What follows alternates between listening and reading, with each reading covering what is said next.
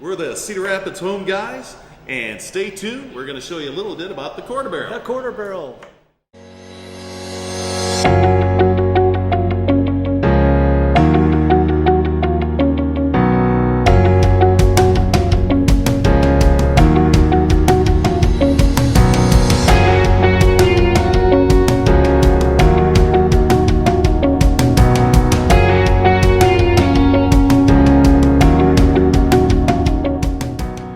The Quarter Barrel Arcade and Brewery, industrial brick-walled brew pub offering classic arcade games, craft beer, and creative pizzas.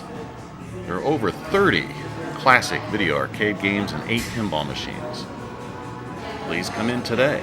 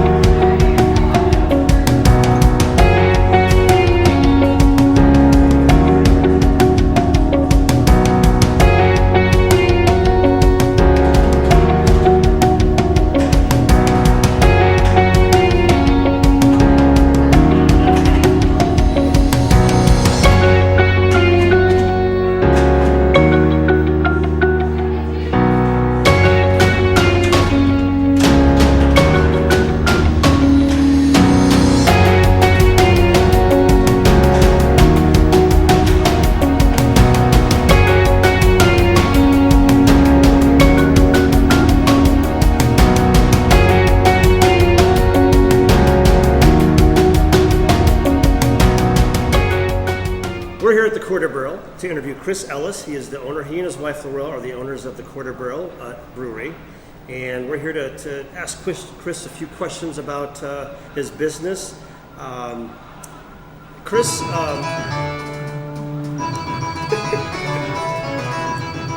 we talk Should I over? just like turn them all the way down? Maybe. Yeah. It's going great. Good. That's good.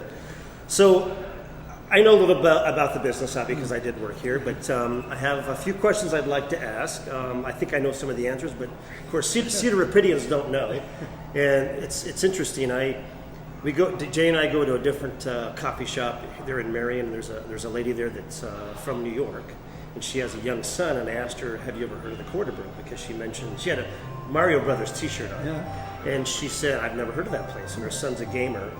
And so I think it's good to do these things to bring light and some attention to businesses in Cedar Rapids, because there's still a few people that don't know that you guys are here, you know? Yeah, we always pride ourselves in being Cedar Rapids' best kept secret. Yeah, right, best kept secret, right, I know. So that's why we're 6 doing years this. running. Exactly. So besides a brewery, what would you call the Quarter Barrel? I know you guys have a lot going on, so. That's pretty much how I describe it. I'm Right. like, oh, we have a lot going Yes. on. Brewery, quarter arcade, Right. and restaurant. Restaurant, yeah. And I know as you have as well as I have been to barcades. This is the name they give it. They use. I've been to barcades, that had obviously beer and games, but I've never been one that had a brewery, games, a restaurant. It's kind of unique. I don't even know if there's another one, a restaurant doing this or brewery or whatever. So. Yeah, I don't. Yeah, I can't either. recall ever coming across one, so it's unique. It's good. What was the inspiration behind the Quarter Barrel? You got this idea all of a sudden one day, like you got the idea. Well, what's funny is when my wife Laurel and I were in college, Right. we had joked around about like the concept of an arcade bar, because Right. we would go to meet friends out for drinks, but we would always leave early and go to like the laundromat or the just Yeah, so dedicated you could go play arcade. game, yeah. We're like, this would be a lot more convenient if we could just have our friends meet us at a bar. Yes. that is an arcade. Yes. And then a few years later, I went to visit my sister, who was living in Brooklyn at the time. Gotcha. And she took us to this place called Barcade. Right. And I was like, wow, proof of concept. Maybe maybe that's not such a crazy idea. Right. And just fast forward, at that point, probably another 5 years. Right. Now this place came to Nice. be. Now, did you start accumulating the games right after you got that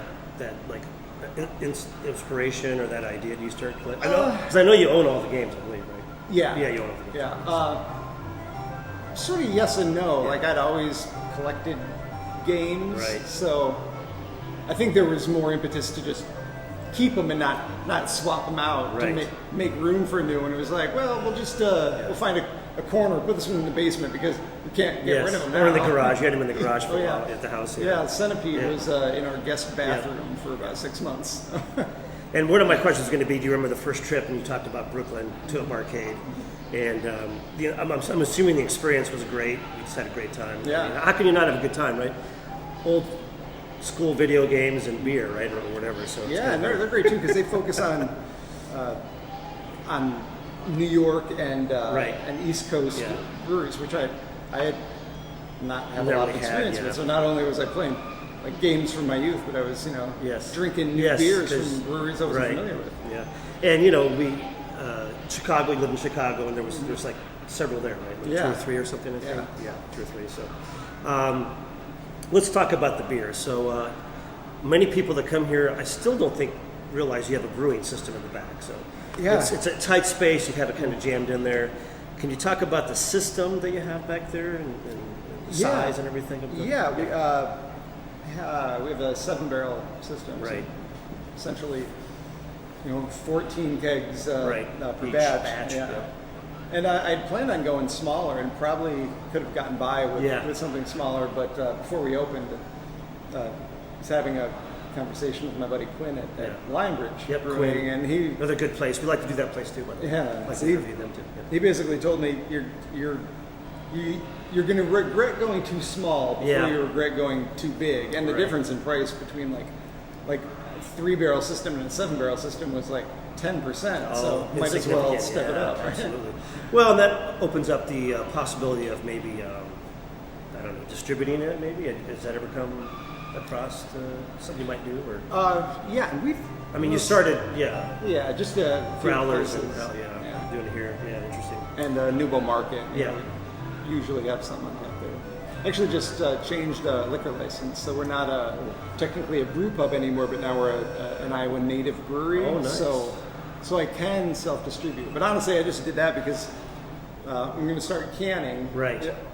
Other than just like growlers from the tap, but actually like canning and packaging beer.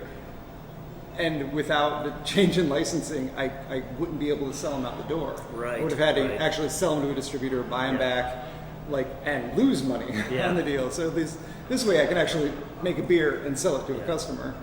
I remember God that- intended. Yeah, I remember the state liquor laws being sort of complicated. Yeah. There's just like a bevy of like different licenses, and Yeah. it's confusing. I remember Yeah. that, so. You kind of wish they would just like wipe the slate clean. Yeah, I and know, start right? over. Simplify it. Instead, they make improvements. But Yeah. one improvement causes another complication Yeah. over here, and Yeah. it's become a web. Yes, absolutely. So again, along the same line of questioning, what is your brewing philosophy? I kind of know this, the types of beers you like to brew and your brewing philosophy. Do you have a philosophy? I know you went to school for it, Yeah. which a lot of brewers, they start off home brewing, which Chris and I have actually done together before. And that kind of like leads into commercial brewing or larger scale brewing. But, Yeah. yeah. Yeah, and it's what makes the brewing scene so interesting because like so many home brewers there's such a depth of information available. Yes.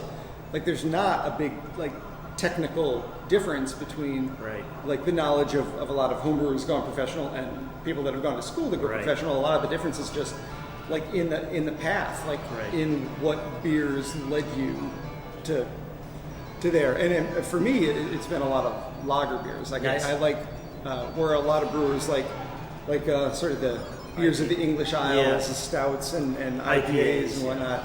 yeah. I like continental European lagers and lowland beers like a German alt beer. Yep. Like And I find that refreshing when I come here because I find that I go to a lot of breweries and I find like it's a repeat of the same stuff, which I don't mind. I mean, Jay and I love good IPAs, and love good English IPA or whatever, or New England IPA. But I like when I come here, I get a little bit different spin or try different beers that aren't typically at maybe a lot of your breweries. So that is awesome. So currently you have 10 beers on tap, 10 or 11, something like that? Looks like, I think 12. Yep. Yeah. And they run the spectrum. I mean, you can. I don't think you have one IPA maybe. I know you had some on, but you have stouts. yeah. You have a couple of styles that you don't really see anywhere. Like, is it pronounced Koet? I think it's Kout. Kout. Okay, Yeah. that's a Dutch beer. I think. Yeah. So just styles you don't find anywhere else, and Yeah. I think a lot of connoisseurs of the craft beer like to try some styles that maybe it's not mass produced, whatever. I hope so. If not, I enjoy them. So Yeah, same here. I more enjoy for them me. too. I come here and I like them. So, so what are your two favorite beers that maybe you have on tap or that you brew? Well, Oktoberfest Yeah. is the beer I look forward to brewing Every every year, year, which nice. I guess it's March right now, so I need to start planning. Yeah, right. For You have this, to plan ahead in the brewery game, so it Yeah. takes a while. Yeah, so that's my favorite. Granted, because of this past year, here we are in March, and I still have last year's Oktoberfest. We haven't finished up that batch Yeah. yet, but Still delicious, by the way. And you always serve nice. it in the proper glassware too. I might add, it's in a stein. I don't know what size that is, but it's. we have half just- liters and full liters. I think. Yeah, well, they might so- have yeah. hidden the full liters. It just feels like Germany when you drink it here. You get the stein. What's the other? I kind of like guess what your two favorite beers might be. I guessed Tasteful Nude and Banker's Hours is what I guessed for Chris. Two beers. I just took a guess at what two beers you might be like or your favorites, but.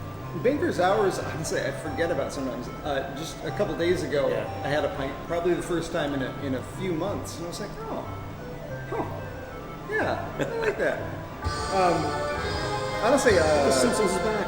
where is this? Is it even? We might be. Oh no, yeah, Knock Boy. Knock Boy's our good, yeah. Irish stout. Yeah. I like that a lot, and of course, just is- in time for St. Patrick's Day. Yep. In a couple weeks, we're on our last keg of it. Oh, we haven't brewed another batch. Oh no. So. Well, you had to shut down for a while because of the COVID. Yeah. You were in a difficult situation because you have a business that's based on people touching a lot of the games, and Yeah. that obviously presents some issues with COVID, and so that was tough. Yeah. I'm glad you're back open. Things seem to be on the up and up. The vaccine is becoming more available. That's good. So Yeah. that's good. So you also have a restaurant. I think sometimes that's also overlooked. Can you tell everyone the philosophy there? I mean, I know the philosophy. I know you're committed to local source stuff.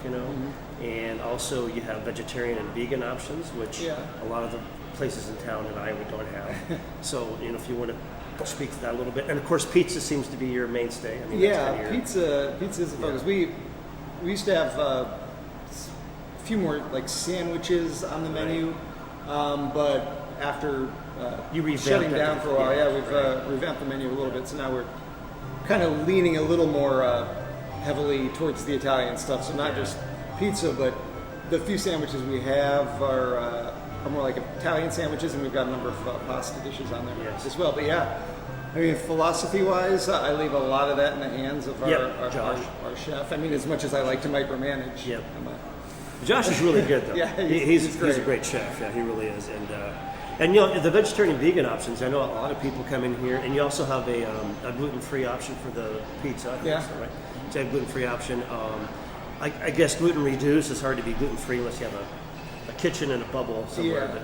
But It's hard to escape some amount of flour in the Yes. air when you're at a pizzeria. Yeah, exactly right.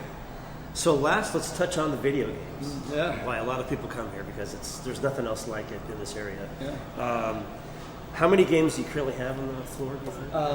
The 8 pinball machines, Yep. and then 30? 30. 30 something arcade typically games, is yeah. usually what you have on there. I kind of know this. Where did you acquire most of the games? I think a lot of them you just like Craigslist, or you just found them online Yeah, somewhere, it's been piecemeal. Yes. Craigslist and eBay were a lot of them. Then I came across a guy outside of Chicago who's since opened his own arcade. Right. But prior to that, he was refurbishing and selling games, and I got a handful from him. But yeah, it's kind of been all Yeah, over. yeah. No particular source that I've been able to depend just on. wherever you can pick them up. Yeah. Because as time passes, I mean, these things, they have a shelf life, and they need a lot of maintenance. Some of Yeah. them because it's hard to get parts. I would imagine too, probably. Yeah. Yeah. So, it's hard to acquire them. They used to be obviously more readily available, but I know when you and I were talking when this first opened, it's kind of hard to find them. It's becoming more difficult to find them because they've been destroyed or just. Yeah. Well, in the few years between when I decided to do this and then when we opened, like. At first, I used to be able to find some popular titles for like $200, really cheap, yeah. And now, like in those same games, you'd be looking at like $1,200. Oh, jeez! Wow. And some of the pinballs are just ridiculous. Oh yeah, the prices on these things are just outrageous. But so, the last question, and then we'll wrap it up after Simpson. I also tried to guess what your 2 favorite games might be, and I have it written down here. Okay.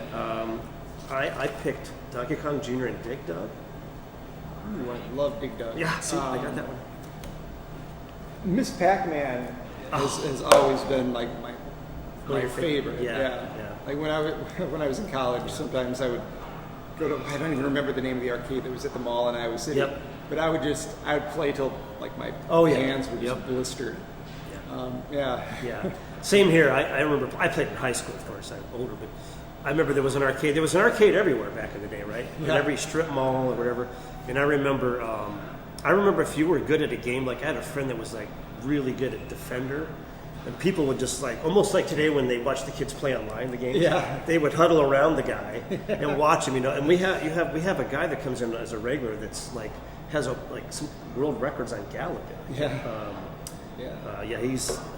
he have a world record, or he's like second or third? I don't know.